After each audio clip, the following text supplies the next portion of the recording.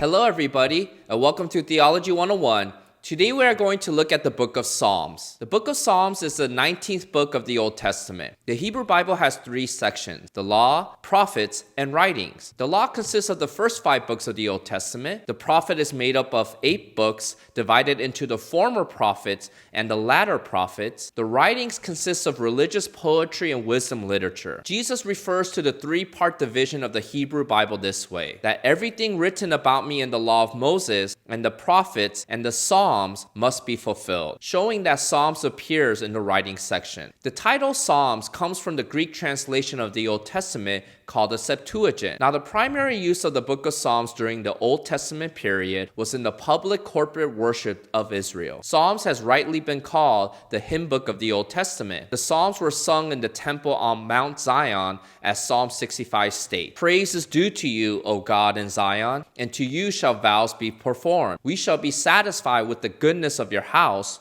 the holiness of your temple. The historical books of the Old Testament describes what God has done in Israel's history, and the prophetic books describe what God will do in the future, and the Psalms describes the present response of God's people to the works and words of God. Since the book of Psalms is a collection of different writings, it has been argued that the authorship spans from the 15th to the 3rd centuries BC. The book of Psalms consists of 150 psalms divided into 5 books. Book 1 is Psalms 1 to 41. Book 2 is Psalms 42 to 72. Book 3 is Psalms 73 to 89. Book 4 is Psalms 90 to 106. And Book 5 is Psalm 107 to 150. According to Jewish tradition, the 5 books of Psalms correspond to the 5 books of the Pentateuch, referring to the first 5 books of the Bible. Just like Moses gave 5 books to Israel, David gave 5 books to Israel. Now, when looking at the book of Psalms, the chapters are not listed in chronological order. Instead, they are arranged thematically with the Davidic covenant. Psalm 1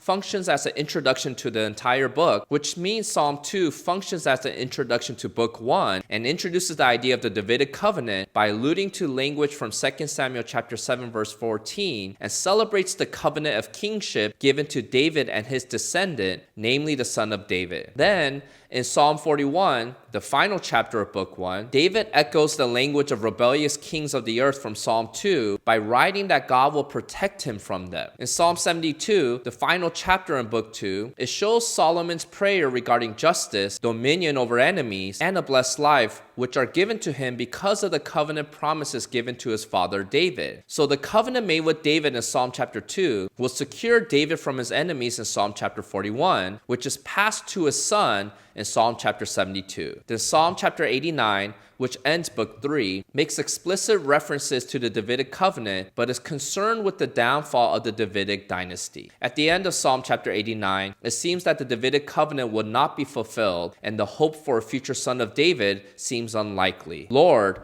where is your steadfast love of old, which by your faithfulness you swore to David? Considering Israel's cry for God to remain faithful to the Davidic covenant, God responds in Books 4 and 5 by saying that his presence will restore Zion, namely Jerusalem, as the center of a future messianic kingdom. In this kingdom, there will be a multinational people. God communicates his special love for Jerusalem because of his love for his son, who will reign from the city and make Israel's enemies his footstool. So the book of Psalms has a dominant theme throughout, but there are different types of psalms that are connected to the theme of the Davidic covenant. The first type of psalms are laments. Laments are prayers that cry out to God for mercy during times of national crisis. Psalms chapter 44, 60, 74, and 79 are examples of lament psalms. 5 lament psalms are grouped together in the final section of Book 3, which describes the downfall of the Davidic monarchy. These psalms typically include a complaint and a request to God for help, while affirming trust in God and praise to God when a crisis has ended. The second type of psalms are songs of praise. Psalms chapter 8, 29, 33, 47, and 65 are some examples of psalms of praise. Many of these hymns begin with a call to a congregation to praise God and gives reasons for the praise. Reasons for praise include God as creator or God's act in history. The third type of psalms are songs of thanksgiving. Psalms chapter 18, 30, 32, 92, 116, and 118 are examples of thanksgiving psalms. These psalms describe a grateful response to God for a specific act of deliverance, such as healing from illness, or deliverance from enemies, or deliverance from trials. These psalms are given within the context of a congregation and are used for worship or instruction. Sometimes there are clues in how these psalms were used in worship, such as Psalms chapter 66 and 116, which indicate a thanksgiving offering accompanying these psalms, or Psalm chapter 138, where the worshipers are said to be in the outer courts of the temple. The fourth type of psalms are royal psalms. These are psalms composed for an event connected with the king. Psalms chapter 2, 18, 20, 45, 72, 89, 101, 132, and 144 are examples of royal psalms. Psalms chapter 45 was written for a royal wedding, while Psalm chapter 2 was intended for a king's coronation. Psalms chapter 18 and 20 are royal thanksgivings where a king expresses gratitude for a victory in battle. Psalm chapter 72 is a prayer for the king, probably at the time of his coronation or his anniversary. Psalm chapter 89 is a lament from a king asking for deliverance from enemies, while Psalm chapter 101 refers to a king who promises to rule with loyalty and justice, and Psalm chapter 132 recalls the divine choice of the Davidic line and of Zion as a place from where he rules. After the fall of Jerusalem in 587 BC, the royal psalms took on a deeper meaning by prophesying of a future messianic king who is to come and fulfill all the expectations of the Davidic covenant. The fifth type of psalms are the songs of Zion. These psalms celebrate God's choice of Zion as the center of his presence in the kingdom. Psalms chapter 46, 48, 76, 84, 87,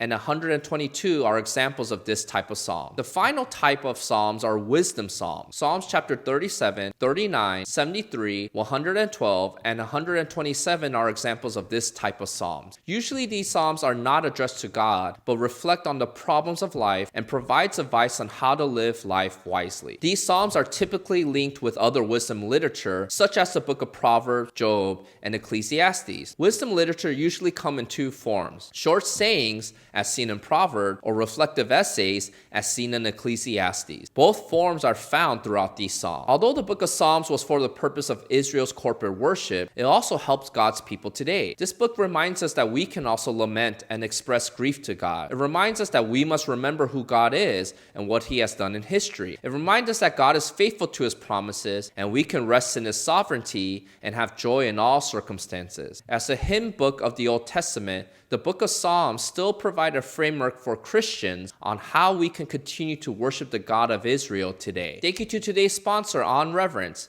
They offer a free digital worship music app called Maskill. If you want to find out more, I'll leave some links below in the description box. If you missed the last video about the book of Job, I'll leave a link here for you to watch. Until next time, see you!